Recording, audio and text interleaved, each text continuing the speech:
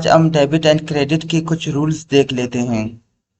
Asset, जब हम asset खरीदते हैं, हमारा एसेट बढ़ जाता है तो ये डेबिट साइड पे रिकॉर्ड किया जाता है। और जब हम एसेट को बेच देते हैं, यानी एसेट जब हमारा डिक्रीज हो जाता है, तो इसे हम क्रेडिट साइड पे रिकॉर्ड कर लेते हैं। लायबिलिटी,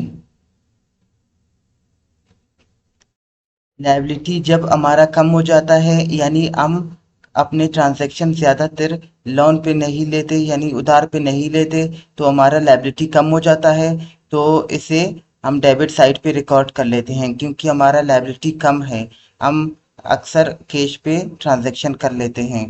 तो इसी तरह जब लायबिलिटी हमारा ज़्यादा हो जाता है, यानी हम अक्सर ट्रांजैक्शन उधार पे करते हैं, तो हमारा लायबिलिटी क्रेडिट साइड पे रिकॉर्ड किया जाता है। इक्विटी, इक्विटी जब हमारा कम हो जाता है, इसे हम डेबिट साइड पे रिकॉर्ड करते हैं।